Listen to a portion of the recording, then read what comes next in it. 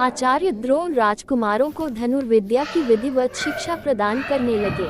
उन राजकुमारों में अर्जुन के अत्यंत प्रतिभावान तथा गुरु भक्त होने के कारण वे द्रोणाचार्य के प्रिय शिष्य थे।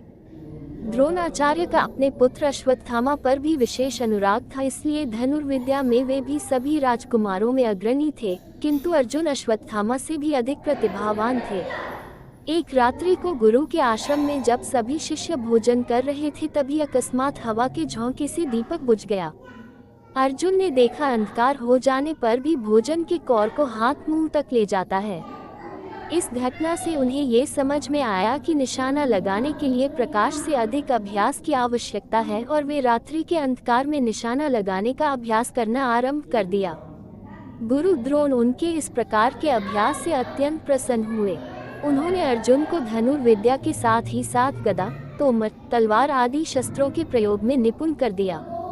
उन्हीं दिनों हिरण्यधनु नामक निषाद का पुत्र एकलव्य भी धनुर्विद्या सीखने के उद्देश्य से द्रोणाचार्य के आश्रम में आया, किंतु निम्न वर्ण का होने के कारण द्रोणाचार्य ने उसे अपना शिष्य बनाना स्वीकार नहीं किया। निराश होकर एकलव्य वन में चला गया। उसने द्रोणाचार्य की एक मूर्ति बनाई और उस मूर्ति को गुरु मानकर धनुर्विद्या का अभ्यास करने लगा। एकाग्रचित्त से साधना करते हुए अल्पकाल में ही वह धनुर्विद्या में अत्यंत निपुण हो गया। एक दिन सारे राजकुमार गुरु द्रोण के साथ आखिर के लिए उसी वन में गए जहां पर एकलव्य आश्रम बनाकर धनुर्विद्या का अभ्यास कर रहा था। राजकुमारों का कुत्ता भटक कर एकलव्य के आश्रम में जा पहुंचा। एकलव्य को देखकर वह भौंकने लगा।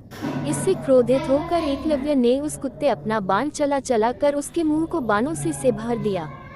एकलव्य ने इस कौशल से बाण चलाए थे कि कुत्ते को किसी प्रकार की चोट नहीं लगी, किंतु बाणों से बिंध जाने के कारण उसका भौंकना बंद हो गया।